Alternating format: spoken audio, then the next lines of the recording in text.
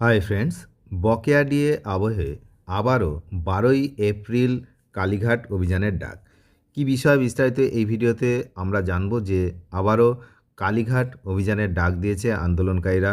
কারা ডাক দিল এবং কেন, কি কারণ যে আবার হচ্ছে কালীঘাট অভিযানের ডাক দেওয়া হয়েছে, তো সব কিছু কিন্তু বিস্তারিত এই ভিডিওতে আমরা জানব।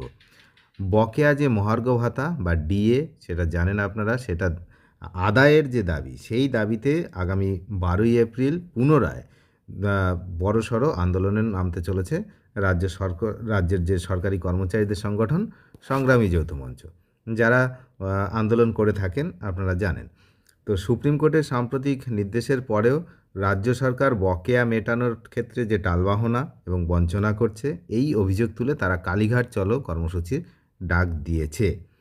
দীর্ঘদিন ধরে চলা ডিএ মামলার প্রেক্ষিতে গত 5ই ফেব্রুয়ারি 2026 সুপ্রিম কোর্ট একটি যুগান্তকারী নির্দেশ দিয়েছিল, যে বিচারপতি সঞ্জয় করল এবং বিচারপতি প্রশান্ত কুমার মিশ্রের বেঞ্চ জানিয়েছিলেন যে রাজ্য সরকারকে 2008 থেকে 2019 সাল পর্যন্ত বকেয়া ডিএর 25% আগামী 31শে মার্চের মধ্যে মিটিয়ে দেওয়ার নির্দেশ দিয়েছিল। কিন্তু সেই 31শে মার্চ কিন্তু কেটে গেছে, শেষ।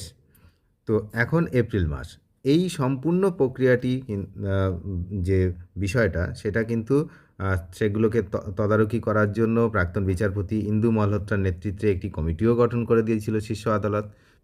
সেই নির্দেশিকা মেনে রাজ্য সরকারের অর্থ দপ্তর গত 13ই মার্চ একটি বিজ্ঞপ্তি জারি করে জানিয়েছিল যে 2016 থেকে 2019 সালের বকেয়া ডিএর হিসাব 2টি কিস্তিতে দেওয়া হবে।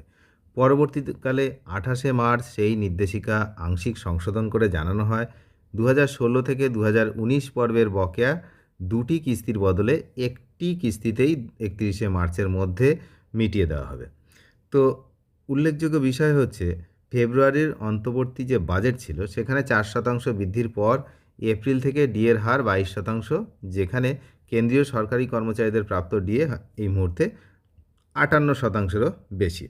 রাজ্য সরকারের এই সংশোধিত যে ঘোষণাতে সন্তুষ্ট নয় আন্দোলনকারীরা। সংগ্রামী যৌথ মঞ্চের মূল অভিযোগ, সরকারের এই পদক্ষেপে সুপ্রিম কোর্টের মূল নির্দেশকে অমান্য করা হয়েছে। শীর্ষ আদালত 2008 থেকে 2019 সালের সম্পূর্ণ বকেয়ার কথা বললেও সরকার শুধুমাত্র 2016 থেকে 2019 সালের বকেয়া মেটানোর কথা ঘোষণা করেছে। 2008 থেকে 2015 সালের বকেয়া কবে মিলবে তা নিয়ে স্পষ্ট কোনো রূপরেখাও দেয়নি। পাশাপাশি রাজ্যের স্কুল শিক্ষক এবং পুরসভার কর্মীরা এই বকেয়া ডিএর পাওয়ার ক্ষেত্রে ঠিক কী নিয়মের আওতায় পড়বেন তা নিয়েও সরকারি ঘোষণায় অস্পষ্টতা রয়ে গেছে বলে দাবি করা হয়েছে। ক্রমাগত এই বঞ্চনা এবং মিথ্যাচারের ফলে সরকারি কর্মচারীদের জীবন অতিষ্ঠ হয়ে উঠেছে, এটাই কিন্তু তারা অভিযোগ করছেন। তাই পথে নামার সিদ্ধান্ত তারা নিয়েছেন।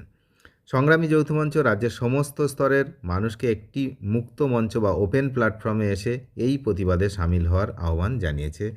12 এপ্রিল 2026 বেলা 12:30 দক্ষিণ কলকাতার হাজরা মোড়, বুঝতেই পাচ্ছেন একদম কালীঘাট সংলগ্ন হাজরা মোড়, তো সেখানেই জমায়েত হবে। হাজরা মোড়ে জমায়েত হওয়ার পর হরিশ মুখার্জি রোড হয়ে কালীঘাটের দিকে মিছিল এগিয়ে যাবে। এর আগে 2023 সালের 6ই মে কলকাতা হাইকোর্টের নির্দেশে ঠিক একইভাবে হরিশ মুখার্জি রোড ধরে মিছিল করেছিল সংগ্রামী যৌথ মঞ্চ। এবারও সেই একই পথে শান্তিপূর্ণ প্রতিবাদের ডাক দেওয়া হয়েছে। তো সুপ্রিম কোর্টের নির্দেশ মেনে রাজ্য সরকার 2016 থেকে 2019 সালের বকেয়া মেটানোর প্রক্রিয়া শুরু করেছে। সম্পূর্ণ বকেয়া আদায় না হওয়া পর্যন্ত আন্দোলন চালিয়ে যাওয়ার সিদ্ধান্তে অনড় রয়েছে যৌথ মঞ্চ। আদালতের নজরদারিতে কমিটির পরবর্তী যে পদক্ষেপের দিকেও এখন তাকিয়ে রয়েছেন রাজ্যের লক্ষ লক্ষ সরকারি কর্মচারী এবং পেনশনাররা। এখন বিষয় হচ্ছে যে ট্রেজারির মেসেজ অনেকেই আসছে অনেকের কাছে, আবার অনেকের কাছে আসেনি। তো এই রকম কিন্তু বিভিন্ন মিশ্র প্রতিক্রিয়া পাচ্ছি আমরা।